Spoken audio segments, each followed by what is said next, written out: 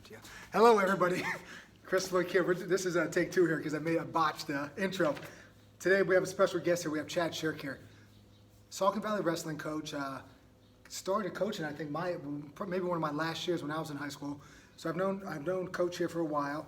And before we get into some of the topics we want to talk about, I just want to give you guys a good background on him because I know him pretty well, and I don't want to kind of rush and skip over some things. But he's been at Saucon Valley 18 as a head coach, 2 as an assistant. Yep, so 20 years. He was an assistant when I was in school. I think actually when I graduated, he might have gotten the job right after that. So he's there for 20 years, 18 years as a head coach, 360 wins.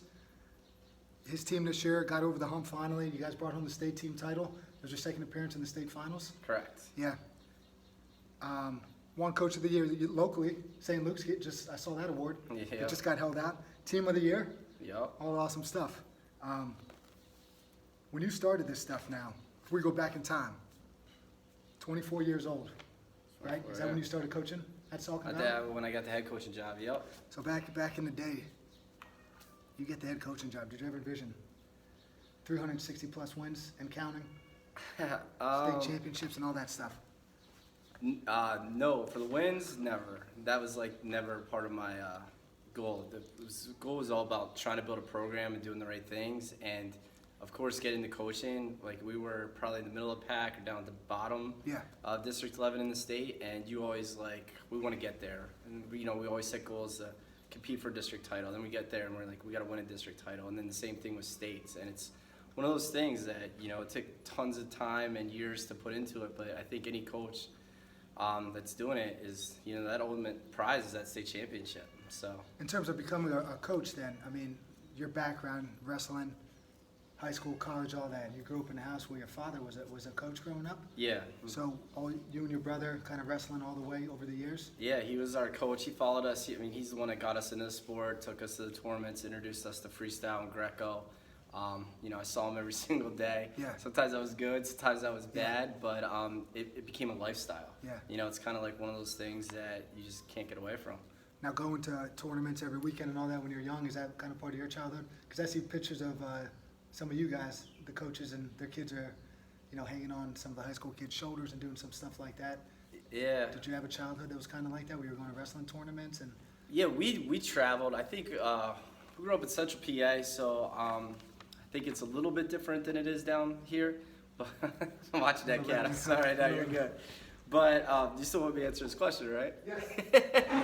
But yeah, like anybody that wants to be successful, you got to put extra time into it. And my father realized that pretty early age that you got my big motto is you can't be doing what everybody else is doing. And if anything in life, in all aspects of life, if you're putting extra work in, you're gonna have more success. So that was early on, at an early age, it was instilled in us. So that was kind of like that. There was always that Dan Gable kind of school, outwork them all thing. I don't know if that was actually a direct quote from him, but I just remember seeing that, where they were just gonna just work. And then do you think, growing up, is that kind of where that sport was in the sense? It was just grinding and grinding and grinding and, I think that's a loaded question. I think that is a philosophy of work, and it's kind of like what I just said. But there's also, I think when you start talking about competing, you have to understand the training. And I think there's some kids that overtrain. You need recovery time. You need to let your bodies heal. You need to eat. You need to do all the right things, like sleep in, get enough sleep, right? Eating properly, working out, getting rest, and all that stuff. So it's not just work, but you got to do it the smart way. Yeah, and I think you were one of the, so I didn't want to skip over this, probably got into coaching for maybe 5 years with a junior high program when Coach Shirk was the head coach, and then I stepped away for a couple years, and then I remember you called me once in the summer and you needed a coach, and it was kind of the easiest job ever because Stauffer was going to be there. Anyway, I didn't really have to do anything other than make sure that the schedule was announced, make sure the parents knew what was going on, and open up the doors and make sure everybody was getting to where they needed to get to, because we had a great assistant coach that was awesome with the technique side of things. So it made my job pretty easy. But anyway, but you were one of the first coaches, I think, where it was you guys were open to having, this one guy used to say different strokes for different folks. You got this kid that never wrestled before. He's going to have a set of rules. Say his mom can't get him to practice one day, but he never played a sport before. You might let that slide. Whereas that kid that's been on the team for a while, you held him to a higher expectation. And say you had some bigger guys that they were going to train differently than the little guys. You were open to giving guys a day off. You were open to holding, somebody out of a practice for whatever reason it may be. It wasn't like these kids were being soft or lazy or anything like that. You were just trying to be strategic with everything. And it's almost that whole like keeping the end goal in mind. It's like what is our goals? If it's going to support our end goal, which is maybe being a state championship as a team, and we got to rest guys for 2 weeks, like we're going to do it. Like you were the first guy that I saw, and I didn't have a lot of experience coaching at the time. I was coaching football, and football is a different world there. But it was like you were just open to kind of having different, I don't want to say rules, but different procedures or policies of training and all that stuff. I mean, yeah, does that make sense at all? Or it does to me. Right. I can't take credit for. I know Don Roan wasn't part of the staff when you were there, but Don, I think, is one of the guys that really opened my eyes up to that. And when you talk about treating everybody the same, I think you can't, and I know people might disagree, but you can't treat everybody the same. Yeah. Like, I mean, as a teacher in a classroom, if two kids are doing the same thing, you could say one thing to a certain kid, but then you're going to have to say something a totally different way to another kid. Yeah. And I think as a coach, our job is to try to get the most out of those kids. And you can't, they all have different abilities. They're all doing other stuff. We got kids that are doing stuff after practice, and we got kids that, like you said before, are first-year wrestlers that have never done anything. So they have to go at different paces. And I think that with the whole goal of being to like keep these kids out, keep them engaged in the sport, and I mean I use an example. The whole reason this podcast is even going down is, I think I did one, I don't even know, a couple weeks ago with Steven, and we were talking about the relative age effect where, like starting kids in school, starting kids in different sports, everybody's kind of developing in different ways and working towards where that kid is at the moment, whatever is developmentally appropriate for that kid. And then Shirk sent me a message like, hey, good podcast, went through that, talked about that, discussed it with our kids. And then I'm like, hey, do you want to come on here and then just kind of give us an opportunity to talk about this stuff? But I forget where I was going there too. You were talking about Don Roan. I was talking about Don, but then you were talking about the freedom and flexibility. With Steven, like with the age thing. Yeah, I know. I will say this, Steven, who's been on here, like people say you don't want to have favorites. Like when I coached him, he always worked hard. 100%. Like he always showed up and he always did stuff. So like those kind of people, they're always going to be out there. I tried to get him to come out for wrestling because I just saw his work ethic. And it was about keeping kids engaged, I think. Yeah. Is maybe where I was going with this stuff. You want to keep kids out for the sport. Like that's the whole name of the game because the sport of wrestling has been pretty much your life. You've been doing it since you have been however old, 5-ish maybe. So you want to keep kids involved in that sport because you know how special it is. So being, tough on that kid, that you got to work with kids where they are, I think, right? I guess at the end of the day, that's what it comes down to. You want to keep them out because you know that down the line, that kid's either going to be pulling lessons that are going to last his whole life, or he's going to win 20 matches for you, and it's going to totally change his mindset on things. And at the end of the day, when you take a look around, just kids aren't participating in things like they used to, and the sport of wrestling offers a great opportunity for training and all that. Well, can I piggyback on that? Yeah. So like you said it, and you were talking about, like, so when I listened to your podcast the other week, it was about all sports, and then I was like, and I was just like looking at wrestling, but as like a father of 2 young kids, like you see it, like the participation numbers in sports, it's like these kids when they're 7 years old, 8 years old, people are talking about, we're going to be on this travel team, we're going to be this, we're going to go here, and we're looking at a D1 scholarship. I'm like, when you're 8 years old, like these kids gotta have fun, and I see so many kids get burnt out, and when it's not fun for the kids, they're not gonna perform at their highest levels. And so it's a balance of, you wanna challenge and you wanna push kids those limits, right? But they need to also be having fun, or it's a job to them. And then I don't think they're gonna perform at their best, or they'll quit. You see so many kids at the lower levels having great success, and then once they get to middle school, high school, they're like, I'm done, I don't want to do it anymore. Yeah. I use the example of like the kid that's faster than everybody in football. They score 28 touchdowns in youth, but they never really care to learn about the fundamentals of the game. They're just faster than everybody. So then as they get older, just stuff starts to, everybody gets fast then. Yep. Just because you mature before somebody. So then everybody's fast, and then it's those little things that separate you from the pack. And then as you climb the ranks, it's like everybody's great. Yeah. We're at the top of the top, everybody's great, but it's those little things that are going to separate you. Like everything, I think everything almost matters with stuff like that. Anyhow, I want to get back to coaching. So you started coaching high school. college, you went to Bloomsburg. Correct. All right. You get out of there. Did you coach anywhere before you were at Saucon? Yeah, actually, it's a funny story too.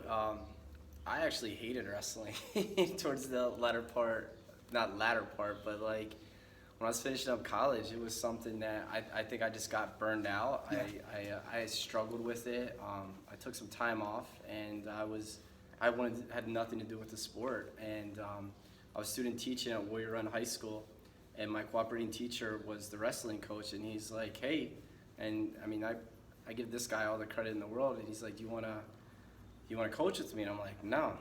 And he's like, come on, think about it. And we started talking. I'm like, no. And then finally, he's like, come on, just try it. If you don't like it, you don't have to finish it. Well, that was never an option, right?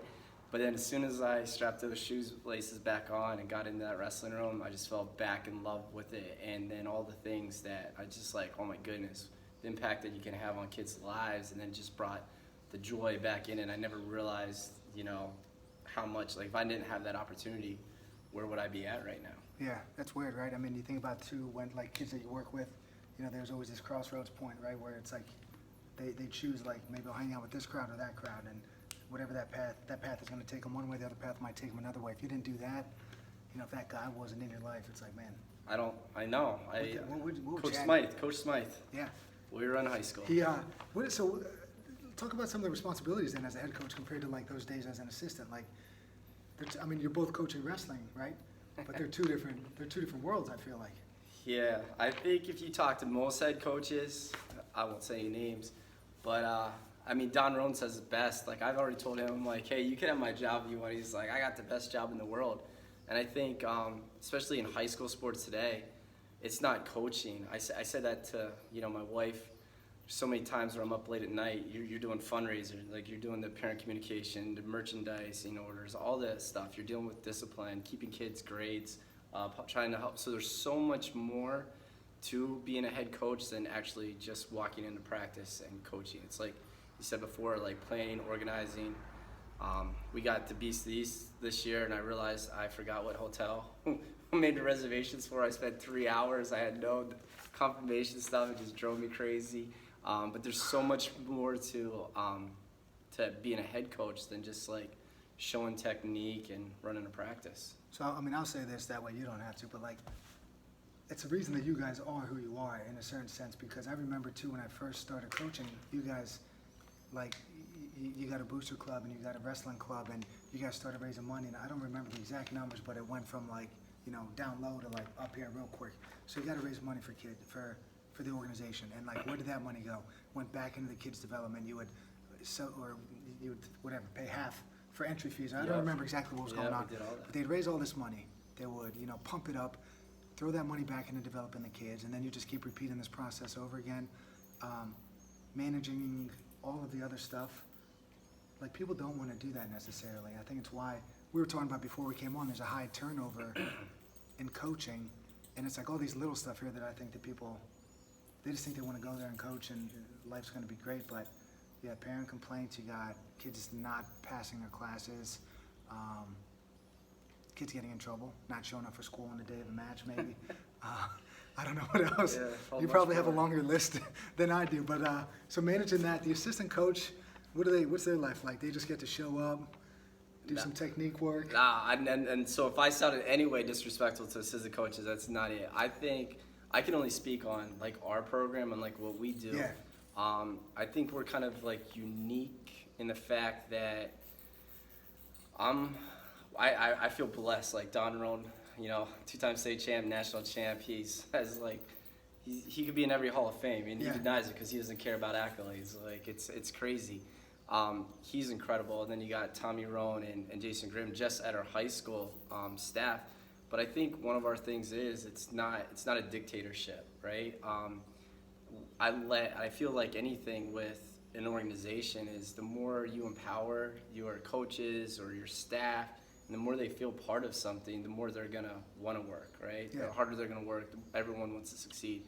And I think with our staff is no one cares about accolades. Everyone wants just the kids and the program to succeed. And there'll be days where Don runs the whole practice, right? Or Tommy comes in and runs a practice, or Like this year, Grimmy was our first year with him on the staff, and he sits down and talks to kiddos on the side. So there's so many different angles, and I just think with our staff, it's just a perfect little puzzle that mixes and matches, and we feed off each other. And there's some things where Donald will take care of some stuff, or I have to take care of this, but everybody has a role and a place, and we just like kind of fit, if that makes any sense at all. Well, yeah, I mean, that's just like some people don't have the, they don't want to pass, they don't want to give off the certain things, right? You hear about these coaches, you hear like, oh, this coach My doesn't. team. Right. We're like, oh, he doesn't do anything. And it's like, yeah, he's the head coach. He's got assistants there. He delegates. They need to do their jobs. If they don't do their job, it's a reflection of him. So it's not like you're giving people, free reign to do whatever they want. You trust them, they trust you. And everything does come back to you at the end of the day. It is your staff. You get the right guys in place, and you allow them to kind of do the things. You don't, if you're hanging over everybody's heads, they might not feel the freedom to coach the way that they are capable of coaching. So you got to kind of let the reins off, I guess, and let people do their thing. And I feel that way. I mean, I just first of all, wrestling's complex to begin with. So if I show something one way, it doesn't mean it's right. There's 10 different ways you can get into 1,000 different ways you can get into like a high crotch or, a sweep single or something like that. But it's just a matter of the whole goal is trying to, every kid, like we talked about earlier, every kid's different. So this might work for one kid. This might work for another kid. Like Jason Grimm came in, I'm going to use him again. This year, he worked with one of our kids because he's a heavier guy, and we're like trying to do it. He worked with this Jack for like 2 days. Jack goes out, hits some moves, and pins the kid. The whole team like flipped out, right? And I tried to show Jack that a couple times. It didn't work, right? So it's a matter of just everyone like pitching in and doing their thing, and it works well. I think that was also too, like even at the lower levels too, that we had like 2 or 3 guys working in the junior high at one point. And there was a time that I was coaching football, and we would just get some big dudes in there. Like I would just wrestle around with them, and they would just learn to snap down in a cement job, and that's about it. Don't need to know why. No, and then some of those guys would win a bunch of matches eventually. They picked it up, and they were tough kids. And I gave you credit. I always give you credit with anytime that I hear an organization talking about, numbers and this and that. It's like there's a guy. Say it's at the same school, for example. I'd just be like, there's a guy that, has done it for 18, 20 years now, and it took a lot of time and takes a lot of effort, but I mean, you can build winning programs. And I think it's, I don't know where I'm going with this one here. That doesn't sound like super bad, negative or anything like that, but like, you're a guy that gets the right people in place. You're not really blaming outside things. You're letting people kind of do their thing and explore. You're coaching kids at their level. You're getting participation up.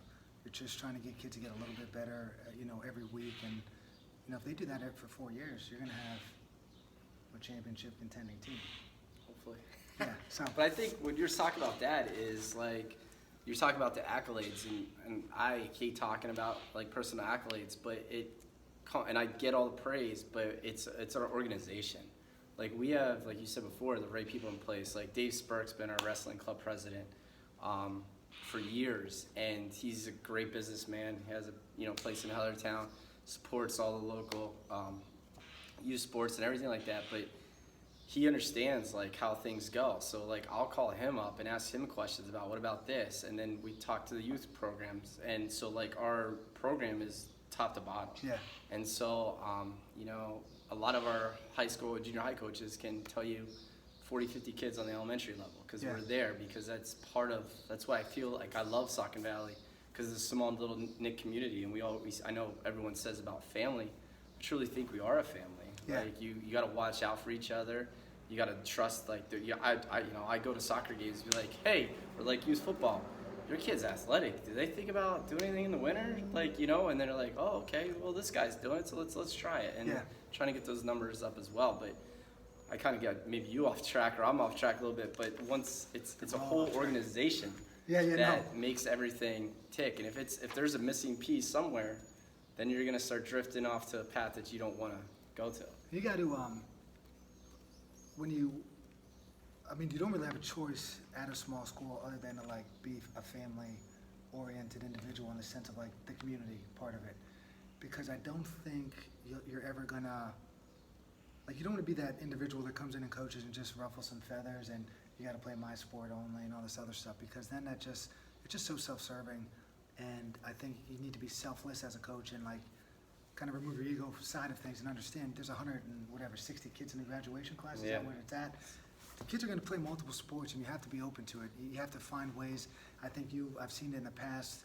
Kids playing football, they might not be in the wrestling room training, they'd be in the weight room lifting on a day. It's like, fine, would they, some people might be like, they need to be in the wrestling room at all times, so, there's coaches on them about this and that, but, you just had a kid like, hey, like I always said, if I coach track, I would just get the fastest kids, and I'd let them show up on the meet. I'm like, honestly, I'm like, you know what, just come to the meet, you can run the 100, 200, whatever. I understand that there's a team thing here too, but if you're getting kids out for sport, you got to share athletes. You might want to let somebody play baseball and run track at the same time. You might want them to, show up for, like, I don't know. There's not much of a conflict in wrestling, really. You're not going to play basketball and wrestle. Probably not. I've seen that one. Why do you think wrestlers are awful at basketball? By the way, there's like a stereotype for that. I'd like to think I'm okay for a wrestler. I Me think too. I'm okay at basketball. Me too. Doing those morning pickup games. Historically speaking, though, I don't. That's it's not a strength. that's a really good question. It's not a strength. I I got to transition then after I you don't. answer this. You stumped me there. I mean, they're absolutely horrible.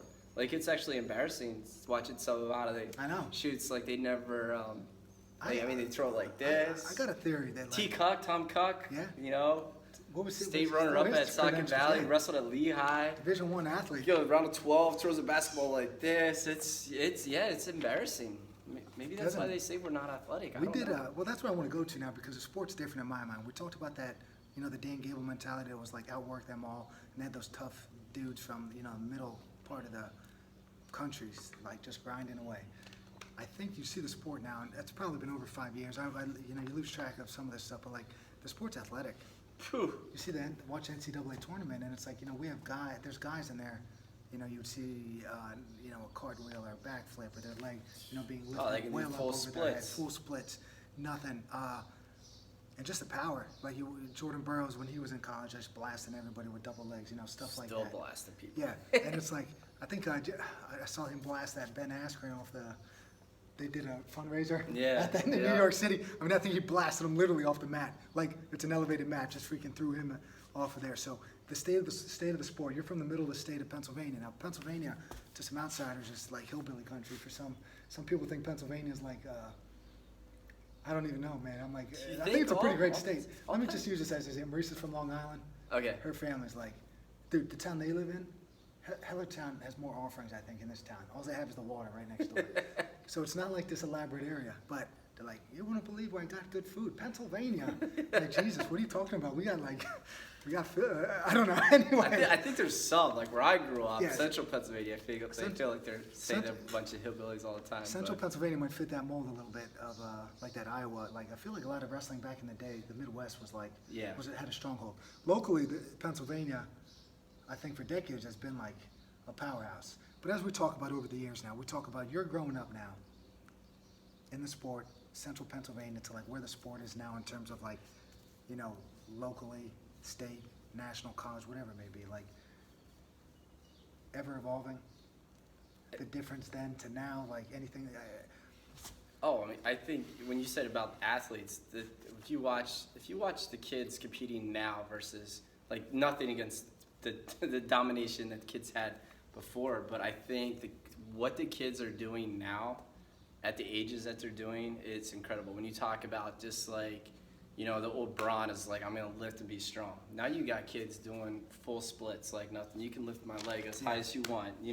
The scrambling that they do, like, when you talk about the funk and chasing ankles, things like that. It's the way the sport has evolved like in the last 10 years. And I mean, I'm a little homer, so I don't mean to offend anybody, but like just watching Penn State, like their kids, what they do and the creativeness how they do something, and like Jason Nolf makes these moves up, and you got RBY, that's like his footwork's incredible. I think he's just doing something with signing an NIL with like UFC. Oh, cool. And he's always showing stuff on like Instagram, like boxing and doing stuff. So I think He's ready to cash in on some money, I think. He deserves it. So you got, I don't even know. There was that dude, Nashawn Garrett. Do you remember him? When Yep. he was out, like, I don't even know how many years ago this was, but I remember just watching that. Cornell. Year. He might have been a freshman, and he was in I don't know if he made it to the finals. Might have took third or fourth. And you watch him, and there was a guy from was he at 125 at one point? But anyway, there was a bunch of athletes. There's somebody from Cal. I don't remember what university in California, but I don't know if his name was Delgado or something. But anyway. Oh, Jesse Delgado? Possibly. I feel like they might have been at Illinois. the same. All right. I'm getting believe. similar If colors. I messed up a name. Long story short, man, I'm watching these guys do some crazy stuff, and I'm like, yeah. Then you look and you see kids that maybe just be focusing on one sport, right?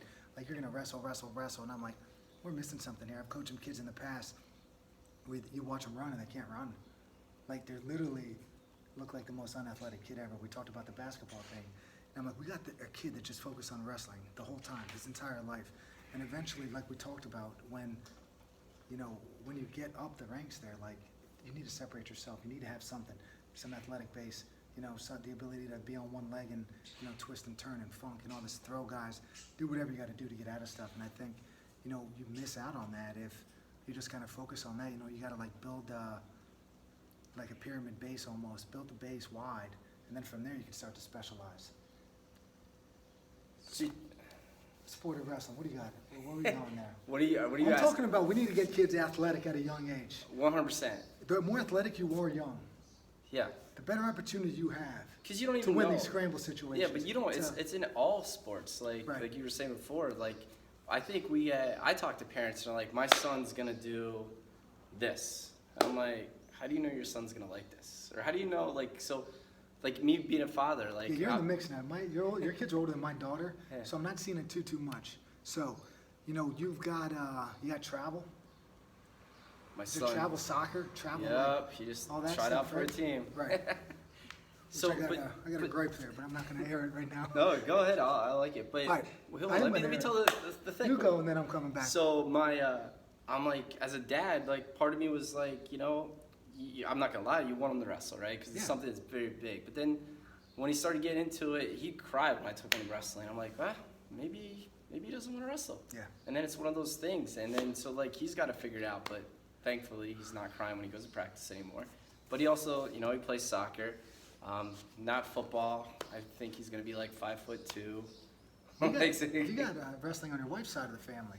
Yeah, Some strong history. my in, father-in-law the wrestled Hellertown, yeah, with so Don Roan too. Yeah. There's so you have a son there. He's getting in the game. Is your daughter's older? No, my daughter's younger. Okay. She's gonna be turning 6 in July. Nice. Is your kid loving the sport? Wrestling? Or does he do it just during the winter time? He's been doing it ever since the wrestling season's been over. Yeah. He goes to Grit. I think one of the reasons why he loves it is because his friends are there. So we talked about participation. Like when I went to, no one wants to go to like tournaments by themselves, right? Yeah. Like there'd be times where my dad would take me and I'd be like hanging out with my dad all day. Mhm. Love you, Dad, but that's not fun. But if you're going to a tournament and your buddies are there and then you go out for ice cream afterwards, Yeah. they remember that fun. I think as a dad, as a coach, especially at the younger ages, you got to make it fun. Like everybody loves winning, but no one's gonna remember if you took first place when you're 7 years old at this tournament in New Jersey, or like, you know what I mean? So why are parents chasing that? Chase Like, what? so we've known this for years, decades, we'll say. We've known for decades that it's going to benefit your kid probably. No, not probably. It'll benefit your kid if they were involved in like all kinds of stuff. But a lot of parents fall into the trap of like, well, the club coach said this, or like, let's chase this and be the best eight-year-old we can be. Well, that's a why deep question. We've known it. We've known this. Um, It's one of those things that's been around. listen, I mean, I think listen, there's good and bad in everything. I think Yeah. I think there's some coaches out there, club coaches. That's where they make a living. So they got to tell their parents, hey, if you do all this stuff, you're gonna get this scholarship, or you're gonna get this college, like to look at you, and you're gonna do this, and then the parents like, yeah, I'm investing. I want to provide my children with all these opportunities so they can reach their goals. But I think like sometimes you lose the track on the fact of you don't. Oh man, that's a loaded question. I Let think me just sometimes say this. people are brainwashed. Your business, you teach business classes, right? Yeah. Isn't it illegal to sell a false bill of goods? Isn't that what that Bernie Madoff did or something like that? He was selling something that he couldn't back up. Bernie But you got Madoff. these clubs, right? What are they gonna do? Like people come in here and like, hey, my kid wants to do this. I'm just like, all right. Like, what about it? Like, can he do a push-up right now? Are we able to do a chin-up? Like, it's like, I don't know. I think you have to be realistic. Like, so if you Yeah. have parents come in and say, hey, I want you to train my kid to be a Division I athlete, and they got to do, like, they got to get stronger, because say the college coach is like bench press today for football or whatever, like they want to know those numbers. I don't know football. But it's like, I feel like you just got to be realistic with like the parents and say like, hey, like, let's just focus on this right now. Yeah, like, yeah. let's reach this, and then let's see how they go. And then every kid is like you have, like, we'll go back to our wrestling program. Josh Jones was never a world beater in elementary and junior high. Never won like titles like crazy, Yeah. and he won a state title as a senior. But he worked hard, and it was never like, hey, this is the only thing that you're gonna do. And from day one, when you're 8 years old, we're talking about getting a Division I scholarship. Right. You know what I mean? I don't know if that makes sense. That wasn't his he didn't come in. I guess the end game. You know, everybody wants to be great, right? Everybody wants to be a champion. Sometimes people just don't have it though. Not everyone's gonna be a It's a champion. great day to be a champion. Isn't that that's the line? Shit, I was gonna open the podcast with that and I didn't. That I was gonna like get the you. first time we won a district title. Walked So, in. we got the thing that I was gonna say that kind of annoys me is like, you know, the travel and all this other crap, right? Which is fine. Kids are playing sports. You know, 70% of kids like quit by the age of 13. So it's like, so they're out doing something right now, but it's like, kind of at what cost? You know, like, are they missing out on other stuff? Like, are you missing out on other stuff as a parent? You know, you have multiple kids. You know, your parents going 2 different places. You're traveling New Jersey, coming back home. It's like, when does this kid ever have time to just like be a kid almost? It's like everything to me seems to be structured and organized. I heard somebody say once that like a prison inmate has more free time than some of these kids. Some of the kids. You know, they get 2 hours in the yard to freaking hang out and eat a lunch and lift some weights maybe, and that's more time than most kids have. So, we know this stuff. I think we know this stuff. I think it's a great question. I can tell you from my I think it's like what you value. Every parent like is gonna raise their family and have different values and what they think is right or what they think is important. One of the reasons why, obviously, I'm biased. I think sports. I want my kids to fail. I want them to go through adversity. I want them to, you know, play sports and have a heartbreaking. Like, you know, my son missed a match of making it to nationals this year. He lost a match to go, and I had like tears in my eyes. I just wanted for him, but I want him to understand what it feels like to lose. And like, okay, so maybe I'm not good, and this is about everything in life. Like, you have a job, and your boss is like, you're underperforming. Well, you don't just quit. What do you got to change? Like, you got to constantly be evolving. And I feel like in today's society, we have so many people. Where's that catch? Get that bird. Yeah, I know. We have so many people that when it gets tough, it's easy to quit. Yeah. Or you, like you said before, like blame somebody else. And I think sports is a big thing of like teaching kids how to get through adversity, not quit, and giving yourself self-esteem. That, because let's face it, when you get in the real world, it's gonna punch you in the face. Yeah, and I read one of your, you know, they had a quote, I think this year after you guys won, in one of the articles, the local paper was like, they asked you something, you was like, I just want to kind of give these kids something I didn't have. But it's also important to, you know, give your kids like what you had. Like if you had adversity, like, you know, that person that's like worked their tail off forever, and they came from nothing and then they became something, and then they became something and they gave their kids everything that their kids ever wanted, but they didn't give them like that adversity and that, you know, work ethic and stuff like that because they didn't need to. Does that make sense at all? It's like, you know, Like you some don't people want. have it easy. I Is that what you're saying? think if you had a tough life, say, let's just say there's a person right here that had nothing growing up, and they had to work their butt off their entire life. They dealt with, you know, say terrible parents, terrible everything. The whole environment sucked, and they became something special. And now they have the ability to raise kids, and they're like, I want to give my kids something that I never had. Yeah, you always want Right. your But children. then these kids miss out on those lessons of losing. They miss out on those lessons of adversity if you give them everything that they need, you know. So it's like I don't want to say you throw them into the fire, but they need to have these opportunities to learn the tough lessons. For example, another example, maybe make I was it gonna clear. no, I know what you're saying. I was gonna Like a piggyback on it. Kenyan runner. You know, somebody asked him once, it was in this, I think it's from this book, The Sports Gene, which is a good book, and they were like, why isn't your son a good marathoner? He's like, because he gets to ride to school every day. The dad had to run every day. Like his whole life, he ran everywhere, but then the dad became an Olympic champ, and his kid gets driven to school now. So his kid's missing out on those like hard lessons, I guess. As a parent, obviously you don't want your kid to like suffer and have to walk to I school. think, well, But, that's like when you have, like, you heard the things like helicopter parents, right? Yeah. And then they have a new one, it's like a lawnmower parent. What's Like, that one? a lawnmower is like, helicopter is like you're just constantly Hover. observing. Yeah. So then the lawnmower is like you're mowing grass, but they're getting everything out of the way. So then they go from point A to point like Oh, yeah. D, right?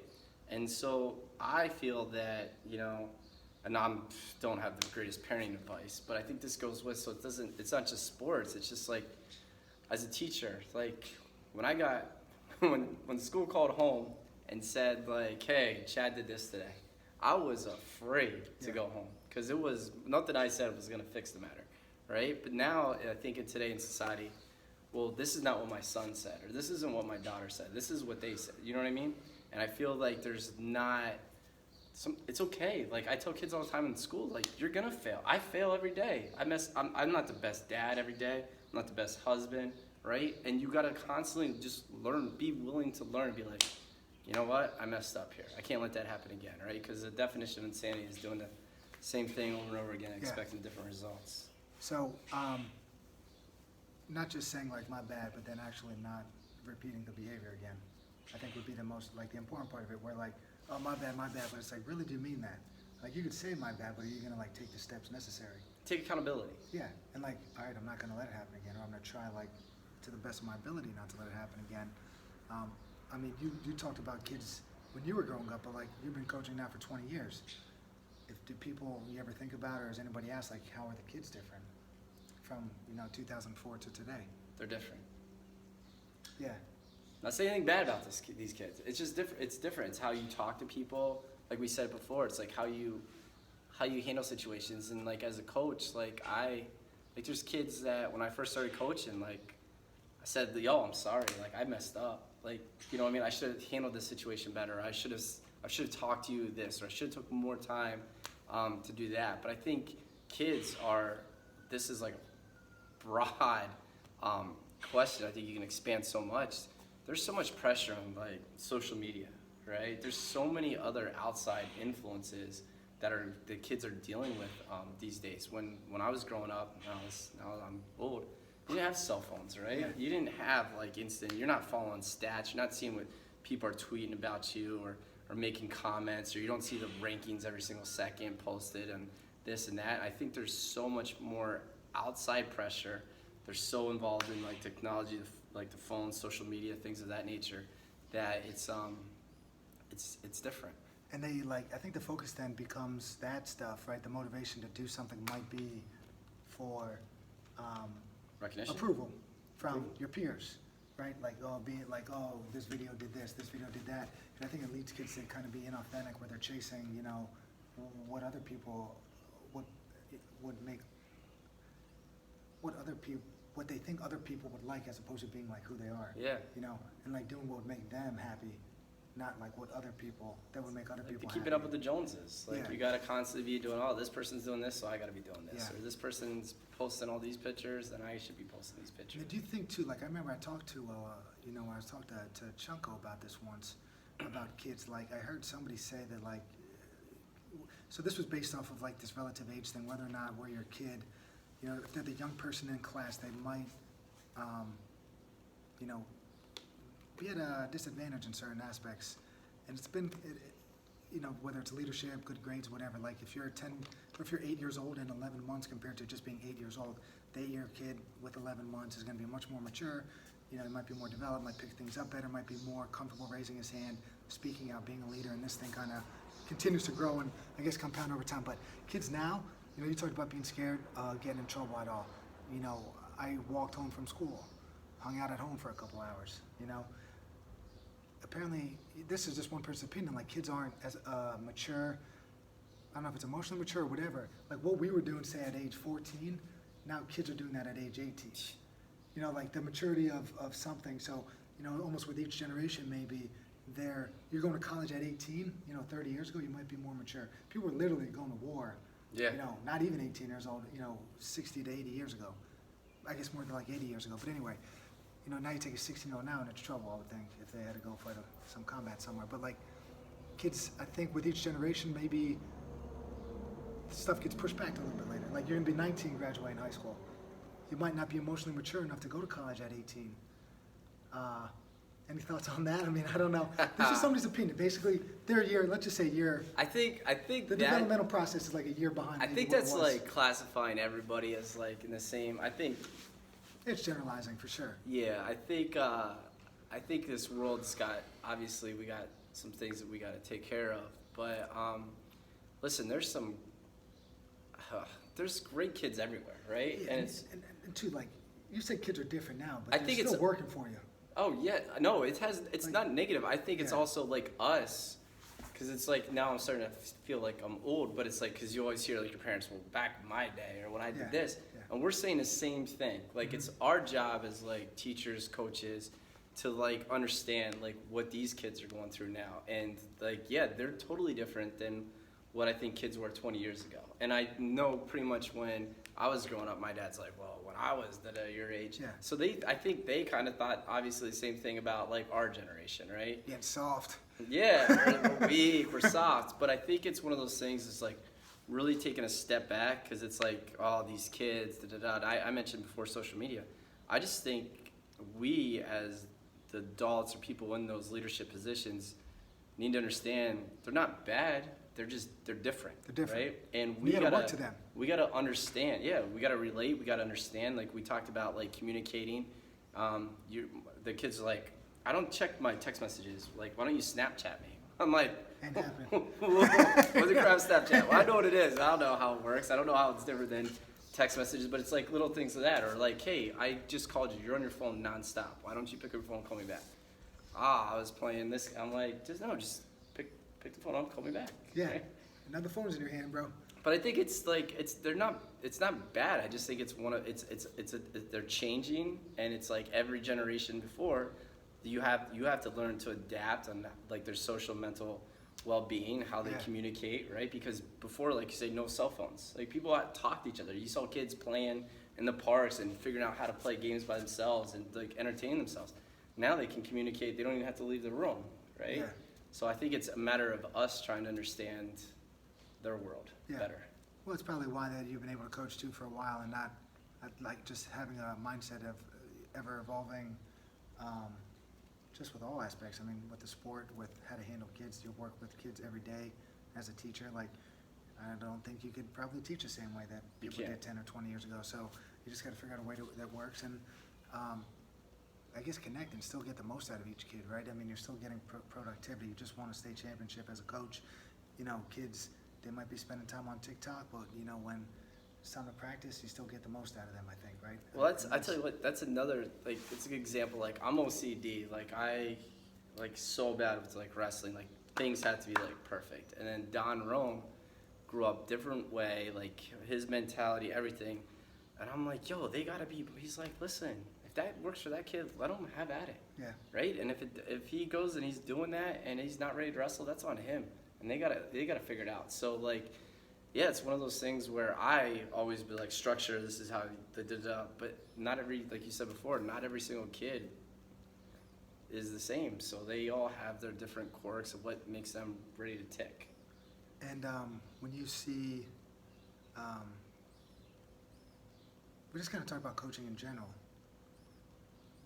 What do you, I guess some of those lessons and like those hard lessons like that you've learned over the years, right? In terms of whether or not it's communicating with kids, whether or not it's training too hard. Like we talked about trying to instill some failure in a child, your child primarily, right? You wanted him to make it and reach his goal, but you also understood he's gonna find a valuable lesson. Like what were some of those lessons that you got probably over the years as a coach? Like is there any bigger ones that kind of stood out that you were kind of in the moment thought like the world was over, but then in hindsight you're like, thank God that happened because it kind of changed anything or the way you approach things? That's a good question. I should have sent that in a text message. I think early on, like in the coaching career, like I just wanted to, like, cause you were here, your family was here. Yeah. Like when I took over the job, like I was an outsider. Like who the heck are you? You're not from Lehigh Valley. You have no credentials. Like why should we listen to you? So I think that like the first 4 years, like it was, I was afraid of failure, and it was like that's what motivated me to like, because I said like this is my goal. I want to change this. I want to start competing for titles. I want to have bring Saucon Valley to, not that we weren't respectful, but I think that we had a rich tradition of wrestling, and you wanted to do that. Well, I have a million things. That's a loaded freaking question, Chris. How about this then? You were in the state championship, what, 4 years, four years ago? Against Brookville. So did anything happen, you know, say in these last 4 years that you were like, that was like an eye-opening thing, like, crap, we got to do, oh, I missed the boat on this one. I'm like, damn, I can't believe I didn't realize that. Like, is there anything from that year to the championship year, like? I don't, man, this might sound bad. I don't think there's like major things, because I think like one of the things that we constantly do is like Don Roan, using him again, he's been there and done that, like nonstop. And we have like, we're not always gonna agree because we're two different people, but we're constantly like evaluating like everything. It's like, hey, because my brain doesn't shut off during wrestling season. I overanalyze everything. And then so as soon as it gets on my mind, I have to talk to people like, what about this, what about that? So I think a lot of the stuff we kind of like nip in the butt. And when you talked about kids like, you know, skipping practice, I mean, it's well documented. Our kids this year were beat up from football. We had injuries out the wazoo, and it was a daily like thing. This is our plan. This is what we're gonna do. Blah blah. And it's constantly like communicating about like what's going on. So you always have issues and problems arise, but I think we're like very proactive and communicating with our staff on like what to do and go. So I don't know if that makes sense or answered your question. Well, I think there's always things that we got to do better as a program, right? Yeah. But I think we're constantly talking about those on like a regular basis. I think if you have like, say you and your significant other or somebody that you know closely, if there's like a little conflict somewhere, and if you don't address it right away, it's gonna kind of grow and be like this huge thing. But if you have the ability to kind of address it as it comes up, it's probably gonna save a lot of tons of times anxiety, stress, and all that other stuff that could come with like a big thing. Yeah, So I think you'd have to nip that's stuff. probably a good lesson, I think, right? If you're gonna talk to somebody, like you can't be the guy like, hey, we'll let this kid miss practice and he'll play Friday night, say in a football game, you know, or like, hey, this kid's not shows up late 2 weeks, we have a rule, but like whatever, we're still gonna let him do whatever. Like, you gotta have some rules. When problems do arise, You got to address them. I think so, You have to. which is great. Not easy though. That's hard to No, do. some of them aren't easy. So, that's great. Maybe that might separate some. I don't want to say that might separate some coaches from each other. I think, in my opinion, anyway. You don't have to comment. I'm not saying we're doing everything No, right. but 'cause I'm just obviously saying, we're like, not, if your like- personality, like, there's certain people that have this personality that would be like, hey, like, something comes up, we're gonna talk about it right now. Some other people might not. Like, I think I'm one that probably wouldn't address something right away, and it would come back to bite me in the ass down the line. But like, just having the ability to like see, even though you didn't know that, maybe in the beginning, like, you didn't know why it was important, but you were just like, we're taking care of it now. I think that's probably I think it's beneficial. just because I'm messed up. My brain doesn't. Yeah. I just can't. Like, I'll lay in bed like during wrestling season. Like, I walked in here and I'm like, I'm fat because I lose so much sleep, and it's like my brain just doesn't shut off. And then it's like that. Like, people are like, what drives you? Like, I'm more worried about failure, right? I'm more worried. I get like, so when we're competing, like, and people said it when we talked before, is like, you won't win, right? But it's that fear of failure, of like, I gotta make sure we're doing this, or this kid's gotta be doing this, and like staying on top of everything like nonstop. I don't know, I probably just got sidetracked again. No, it's all right. If that makes any The sense fear at all. of failure as a motivation tool is a little concerning to me, because it doesn't sound like the healthiest thing, I guess. But I don't know. I think we can leave that there. We talked about being ever self-satisfied. Are you ever satisfied? This is like the curse of the coach. It's the worst, coach. I mean, it's the worst thing in the world, I think. Like when we won this year, people were like, enjoy it. And, you know, we went back to the Steel Club and the families and the kids were there and we had a great time. But you're constantly thinking like about next year. Like, and then for that point, it was like individual districts and we had some wrestle offs and things of that nature. And like, what's going to happen that? How could the team change? So I think almost every coach you talk to is going to say like, I wish we would enjoy the moment more. But like my wife always says like, just enjoy it. And I'm like, I can't. Because I feel, and this is why I might be messed up, once you start like enjoying it, I feel like you become content. I'm not saying it's true, but like that's my thing of like, that's my biggest thing. I wish I could enjoy the wins more than I do, but it's that there's people busting their butts, trying to knock us off. And if I stop, or if we stop doing what we're doing, we're gonna get passed. Maybe it's true. You know, you think about those guys and like Nick Saban or Bill Belichick. They're like all these grumpy guys that don't want to like you see them. They're just like we won. Yeah, like yeah, you know. And they're maybe the guy that's a little too happy, too fun loving. You know, they have a few good years and then they kind of maybe fade into oblivion. Maybe you're onto something there. Maybe you got to be grumpy. I don't think you can. I don't think you can be satisfied. I guess you got like. I don't think. And maybe it's like, and I'm not giving advice to people, but it's like my biggest thing in life is like I don't think you can be content.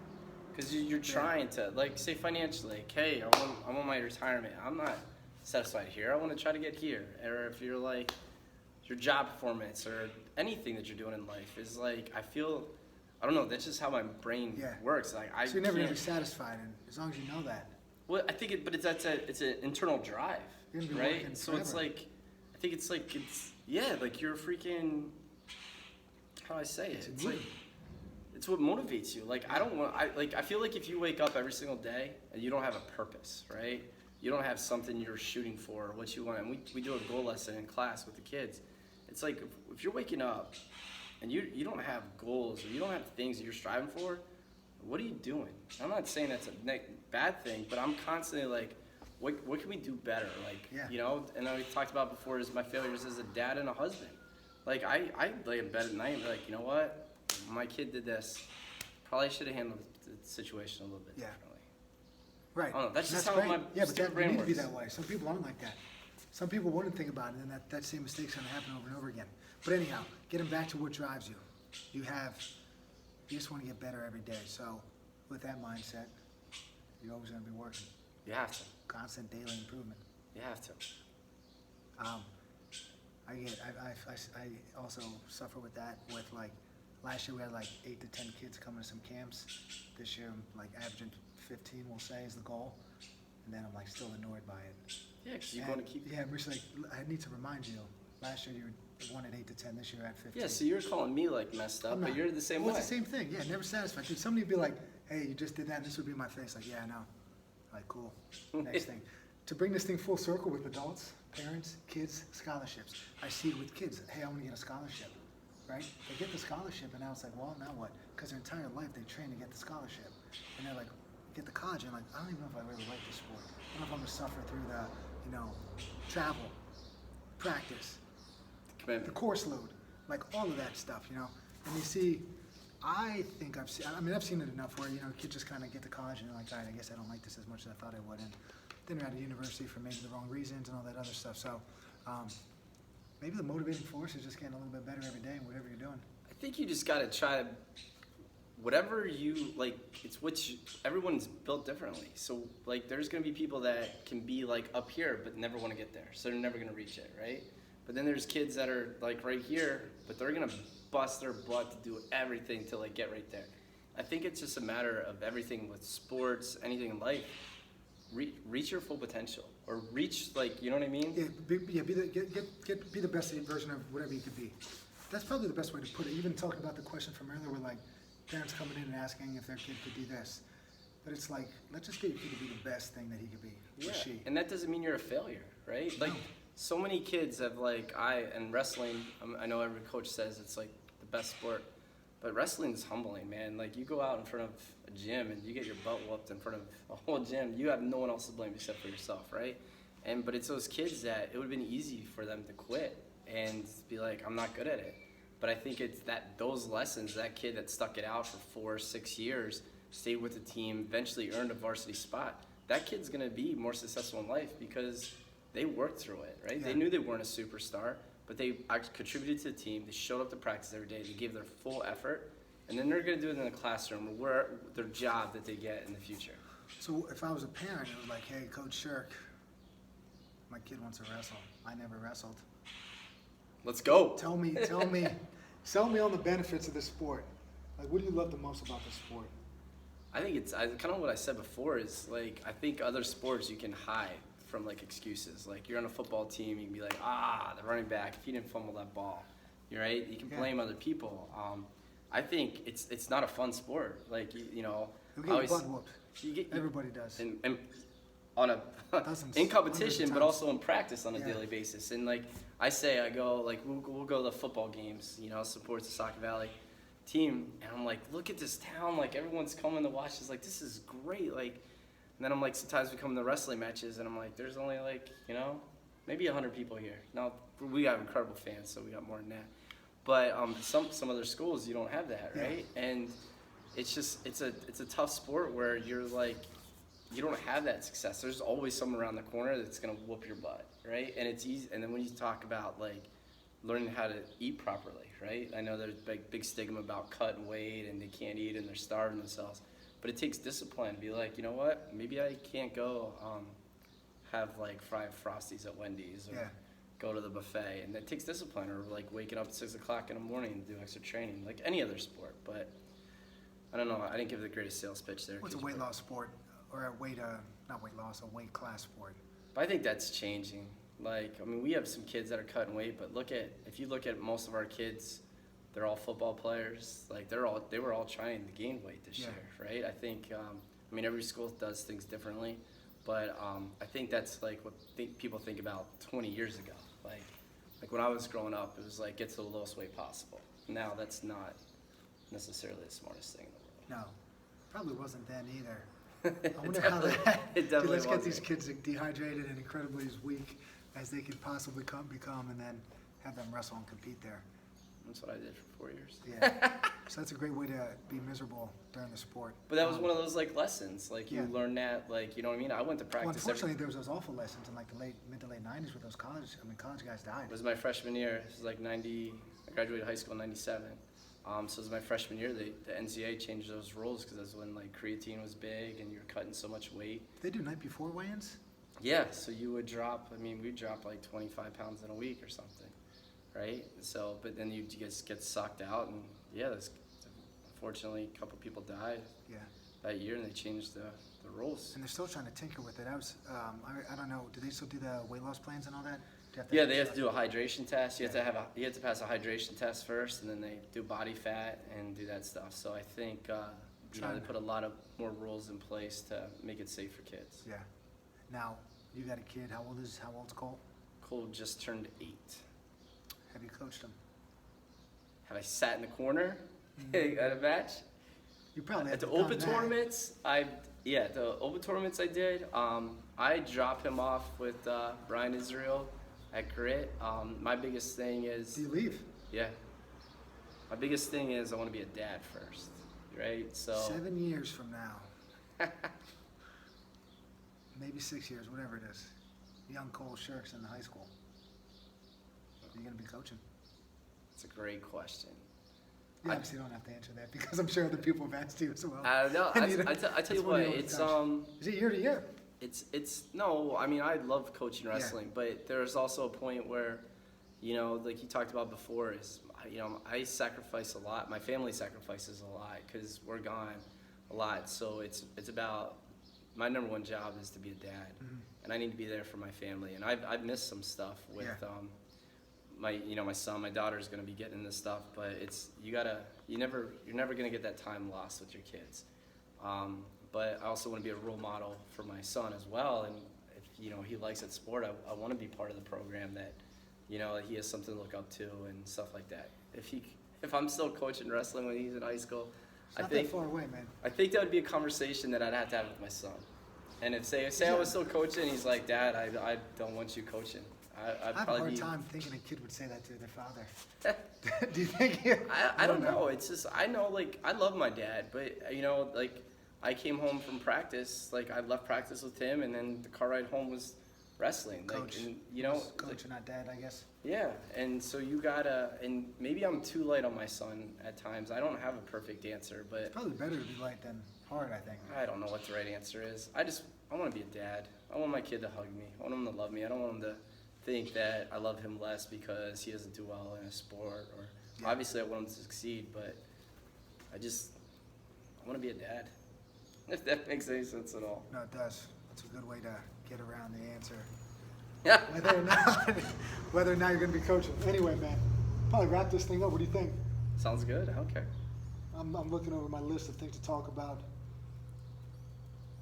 I got nothing. You got any Probably questions? wasn't as good as Rose was before. No, I think he's solid. His Stevie- muscles are showing a little bit more. I think you got to pump him before. Was he wearing a cutoff? I think so. What And about I think you, he was man? flexing. What do we got to do about to get you moving a little bit? I gotta. What do you got going on right now, exercise-wise? You still getting after anything? I worked out before I came here in the morning. I got to do a little bit more. Wrestling season's usually bad because we're staying in hotels, not eating great. Are you doing the morning workouts? before COVID school or messed no? everything up with Weren't that allowed in stuff. there?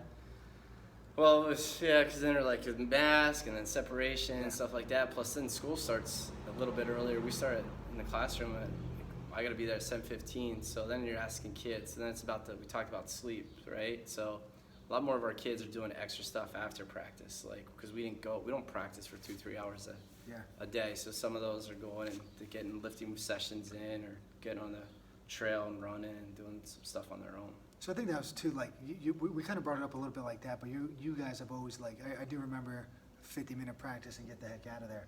Like, just because you said, or we said, or whoever decided, whatever the schedule says for practice from, 3 to 5, it doesn't mean that you're always going to be there. No. You did what was best for the kids. You made sure that it was quality over quantity. Everybody stayed rested. I think those are things that hopefully kids will appreciate and, like, remember that, for life, it's like just whatever you're doing, like, do it high quality. Yeah. Don't just come in and go through the motions and spend, 2 Just put hours time in. doing something that takes 40 minutes. So, what else you got? Any other advice? I need advice. Yeah, I need advice. I need advice.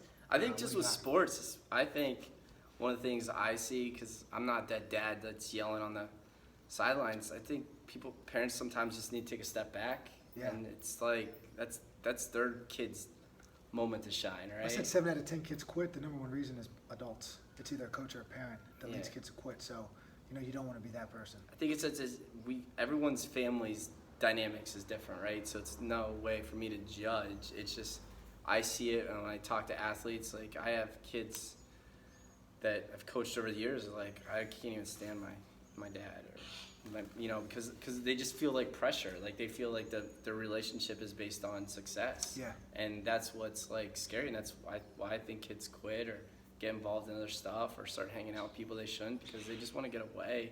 They don't want to deal with that stuff. All right, man. Have fun. Have 300 fun. advice from 360 win, fun. 7-time maybe District 11 Coach of the Year, and all the other accolades that I kind of ran over in the beginning that Chad Shirk does not care about too much. All right, guys, hope you guys like this one. YouTube, Google.